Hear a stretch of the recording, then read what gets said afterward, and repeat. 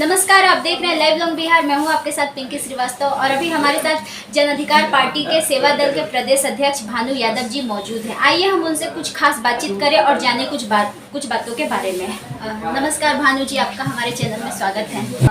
जैसा कि भानु जी, आप लोगों के द्वारा जो जन अधिकार पार्टी के द्वारा जो अभी ये जो अनशन आंदोलन किया गया था, जो भूख हड़ताल, इसमें आप लोगों का सरकार से 5 मांगे मतलब की गई थी, जिसमें हम लोगों को जिसमें लोगों को कहा गया था, मतलब आप लोगों के द्वारा बताया गया था कि जिन आपके 5 मांगों में 3 मांगों को सरकार के द्वारा पूरा करने का आश्वासन दिया गया था।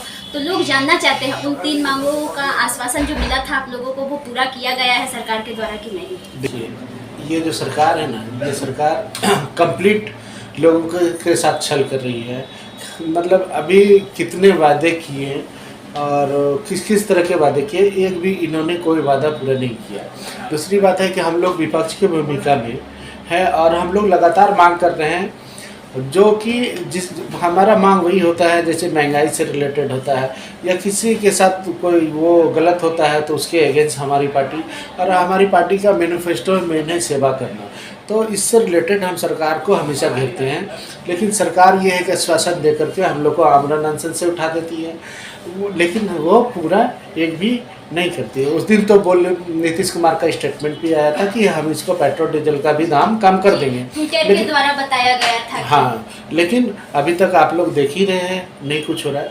तो ये पूरा बिहार की जनता, पूरा हिंदुस्तान की जनता ये देख रही है कि जो सेंट्रल में और बिहार की जो गवर्नमेंट है कंप्लीट झूठा पार्टी लोगों का सरकार है, झूठे लोग हैं इसमें।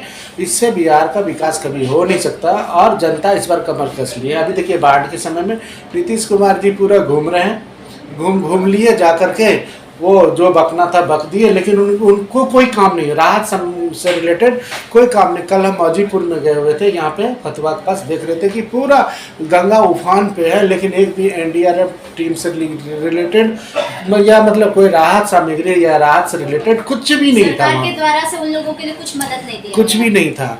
इसके बाद जो है यहाँ पे फतवा में, पटना डिस्ट्रिक्ट में ही फतवा विधानसभा के अंतर्गत कम से कम 10-12 ऐसे गांव हैं जो कि पूरी तरह से जलमग्न हो चुके हैं। हम लोग गए थे खासपुर गांव में, उस दिन हम लोग गए थे तो रोड पे जगह था ले जाने का, लेकिन अब तो पानी इतना हो गया रोड पे, अब गाड़ी भी कैसे जाएगी। हम लोग कल का प्लान है कि हम देखिए पैकेजिंग करा रहे हैं, पूरा जितने भी लोग हैं हमारे माननीय सुप्रीमो का जो निर्देश है उसके अनुसार हम लोग सेवा के लिए तैयार हैं, और हम लोग कल फिर से फूड्स पैकेटिंग का वितरण करेंगे और पूरा बिहार में हर जिला में हमारा काम है।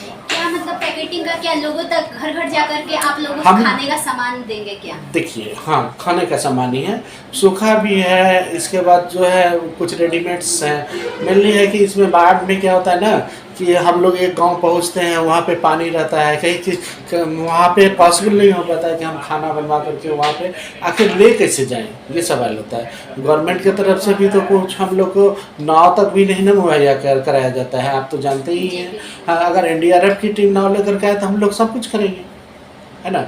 लेकिन अभी तो हम लोग सूखा फूड्स का व्यवस्था कर रहे हैं। जैसा कि अभी पप्पू यादव जी आप लोगों के बीच में नहीं है साथ में, तो आप लोग जैसे ऐसे लगातार सेवा के लिए अभी हमेशा 24 आवर आप अवेलेबल है कि पब्लिक का सेवा करना है, तो ये सेवा करने में आप लोगों को किसी प्रकार की प्रॉब्लम या दिक्कतों का सामना नहीं करना पड़ता? देखिए, जिस पार्टी का या जिस घर का मैनिफेस्टो ही सेवा हो, हमारे सुप्रीमो का मैनिफेस्टो ही सेवा है और मानवता है, और हमारा पार्टी का भी मेन जो मैनिफेस्टो है वो लोगों की सेवा करना है। तो 24 घंटा क्या, हम कभी भी सेवा के लिए लोग के लिए। अभी हमारे सुप्रीमो को सरकार गलत तरीके से फंसा करके और न्यायालय का सम्मान करता है, लेकिन कहीं ना कहीं अब लगता है कि न्यायालय भी प्रशासनिक दबाव से, सरकार की दबाव में काम कर रही है। बेल टूटे हुए लोग का इतना दिन जेल में रहता है क्या? बेल नहीं होता है क्या? आप खुद समझिए, 3 महीने से जेल में है। 3 महीने के कौन है सर, इससे बड़े बड़े क्राइम करके लोग जाते हैं, 3 महीने में बेल हो जाता है, लेकिन हमारे सुप्रीमो का बेल नहीं होना। तो कहीं ना कहीं ये सरकार की नाकामियों को दिखाता है। आप लोग समझ रहे हैं, सारे पूरा बिहार की जनता समझ रही है। अभी बाढ़ आ गई है, हर जगह लोग जो है यही कर रहे हैं कि अभी पप्पू यादव जी रहते हैं तो बहुत कुछ हो जाता। लेकिन अगर हमारे नेताजी अभी जेल में हैं तो हम लोग उनका सेना है और हर जिला में जा कर के सब लोगों में ये फीलिंग्स करा देंगे काम करके कि पप्पू यादव जेल में रहे या कहीं भी रहे, पप्पू यादव का काम हो रहा है। एक चीज और से ये पूछना चाहेंगे, जैसे कि अभी ओबीसी से आरक्षण हटा दिया गया, इस बारे में आप क्या कहना चाहेंगे? देखिए, ये तो पहले भी हो चुका था। इससे SC/ST से रिलेटेड जो इतना बड़ा हुआ था, रोस्टर वाली जो बात आई थी, रोस्टर को तो पहले इन्होंने कटअप किया था, ये उसी समय कर दिया था। अब ये स्थिति ये हो गया था कि भाई आप SC हैं, ST हैं, OBC हैं, आप पढ़ लिख लीजिए, MA कर लीजिए, PhD कर लीजिए, लेकिन आप प्रोफेसर नहीं बन पाइएगा। अब स्थिति ये हो गई है। और दूसरी बात है कि देश की हालात तो इतने गंदे हो गए हैं कि लोग तो अपने धीरे धीरे लगता है कि नौकरी की कल्पना भी करना बंद कर रहे हैं। अभी जो स्थिति है इसमें ये लोग सोचते हैं कि भाई किसी तरह हमारे पास 10 रुपया आ जाए और हम जी लें, यही काफ़ी। आप लोगों में जाकर सर्वे कीजिए, आपको पता चलेगा लोगों के पास खाने के लिए पैसे नहीं हैं। रिलेटिव से कर्जा ले रहे हैं, कर्जा देने वाला नहीं है। सूद पे पैसा जो लगाते थे लोग, सूद का जो बिजनेस करते थे, अभी सूद वाले भी कहते हैं कि भाई पैसे लेके मेरा भाग जाएगा, इसके पास कुछ है ही नहीं। पटना की राजधानी है, नीतीश कुमार, आपके चैनल के माध्यम से नीतीश जी को मैं बताना चाहता हूँ, पटना के हर एरिया का मुहैया करा लीजिए, सर्वे करा लीजिए, कोई भी ऐसा बिल्डिंग नहीं है जिसमें कि फ्लैट खाली नहीं है। और नीतीश कुमार जी को बताना चाहिए कि वो लोग कहाँ गए जो कि पटना जैसे राजधानी में क्या बोलते हैं उसको, जिलेबी बना करके अपना पालन करते थे, वो रोड पूड़ी बना करके लोगों को खिला करके अपना परिवार चलाते थे। वो लोग कहाँ चले गए? क्या लगता है आपको, ऐसा जो हालात हो गया किस वजह से? ये तो आप जब घर का गार्जियन ही खराब हो जाए तो घर का मैनेजमेंट ही खराब हो जाए, घर को ग्रो करेगा नहीं करेगा। ये तो सरकार की निकम्मापनी के कारण, सरकार का कोई मैनिफेस्टो नहीं, कोई वो नहीं है कि मतलब हम कैसे विकास करें। अभी यूपी सरकार के द्वारा जो पॉपुलेशन नियंत्रण का जो कानून निकाला गया है, इसमें आपकी क्या राय है? अरे सबसे पहले लोगों का पेट भरिए, लोग मर रहे हैं उसको बचाइए, हॉस्पिटल बनाइए, स्कूल कॉलेज खोलिए, सब लोग शिक्षित हो जाएंगे तो ऑटोमेटिक है कि जनसंख्या नियंत्रण हो जाएगा। लेकिन उनका आप कभी शिक्षा पे तो काम किए नहीं है? आप कभी शिक्षा पे काम किए नहीं? आप तो मंदिर मस्जिद, इसके बाद इनका तो पॉलिसी है मंदिर मस्जिद पे काम करना है इनको। कल के दिन चुनाव हारने लगेंगे, मुस्लिम हिंदू में राइट करा देंगे, कहीं घुसपैठ करा देंगे, कहीं कुछ करा देंगे। इनका तो यही काम है।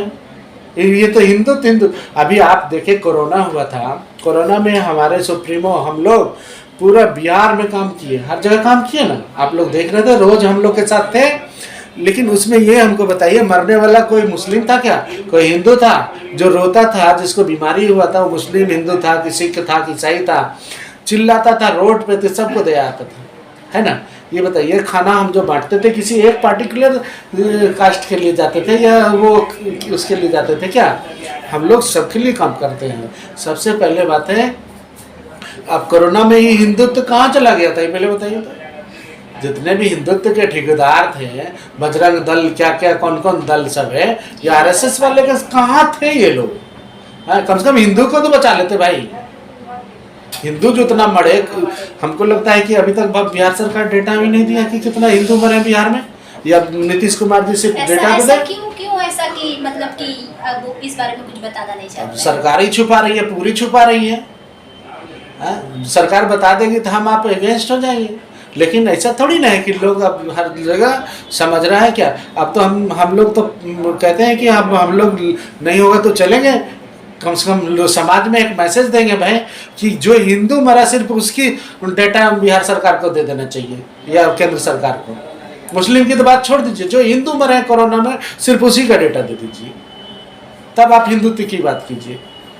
पप्पू यादव जी अभी तक के रिहा नहीं हुए हैं, इसके पीछे क्या वजह हो सकती है आपके हिसाब से? हम आपको क्या बोले कि 90 दिन में हर किसी का बेल हो जाता है, मर्डर करके भी जाते हैं लोग तो बेल हो जाते हैं।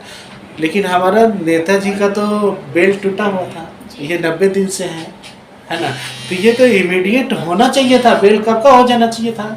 लेकिन माननीय न्यायालय पे भरोसा होगा ही, लेकिन इतना डिले होने का कारण अब कहीं ना कहीं ऐसा लगता है कि कहीं सरकार के दबाव में काम हो रहा है कि क्या हो रहा है? तो सरकार क्यों चाहती है कि मतलब वो जल्दी रिहा नहीं हो, ऐसे क्यों, मतलब क्या वजह हो सकती है? नीतीश कुमार जी हॉस्पिटल कभी गए नहीं गए, लेकिन पप्पू यादव जी जब हॉस्पिटल जाते थे तो डॉक्टर को आला लेकर के दौड़ना पड़ता था।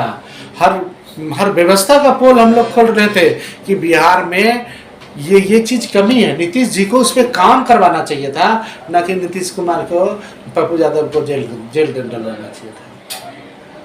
अगर नीतीश कुमार जी, हम लोग जितना, मतलब हमारी पार्टी के लोग, हमारे सुप्रीमो जितना भी काम किए थे, सिर्फ सरकार उस पर ध्यान दे देती तो बिहार में कम से कम एक स्वास्थ्य विभाग तो काफ़ी अच्छा हो जाए। आपको मैं बता रहा हूँ, मेरे सुप्रीमो ही आयांश के बारे में सबसे पहले उछाले और आयांश को सहायता के लिए पहला व्यक्ति जो उसके पक्ष में आए वो हमारे सुप्रीमो हैं और हमारी पार्टी के लोग। दूसरी बात कि ये सिर्फ आयांश की बात नहीं है, पूरे बिहार का हर जनता को विश्वास अगर किसी पे है तो आज की डेट में वो पप्पू यादव जी पे है। पप्पू, आप सुने हैं कि पप्पू यादव जी को फेक काम करते हैं? कभी डरते हैं किसी से? आप तक सुना है कि आप पप्पू यादव जी किसी चीज़ का वादा किया और पूरा नहीं हुआ? ऐसा सुने हैं? तो आखिर जनता क्यों नहीं भरोसा करेगी? आखिर कोई भी हमारे पास आते हैं भरोसा करके आते हैं। अगर हम उसके भरोसे पे खड़े नहीं उतरेंगे फिर आएंगे, फिर नीतीश कुमार, लालू यादव और इसमें पप्पू यादव में अंतर क्या रह जाएगा? जैसा कि आपने सुना, इनका कहना है कि अभी जाप कार्यकर्ताओं और नेताओं के द्वारा लगातार सेवा जारी है। जहां जहां बाढ़ पीड़ितों को जरूरत पड़ती है वहां वहां ये सेवा में हाजिर रहते हैं और इनके द्वारा कल भी उन लोगों को अन्न जल दिया जा रहा है। और ये इनका कहना है कि पूरे बिहार में घूम घूम कर जितने ज़रूरतमंद है उन सब की सेवा करते रहेंगे। अभी इन सब के बीच पप्पू यादव जी नहीं है, फिर भी इन लोगों का सेवादारी लगातार जारी है। इसी प्रकार के खबरों के लिए बने रहें लाइव लॉन्ग बिहार के साथ। धन्यवाद।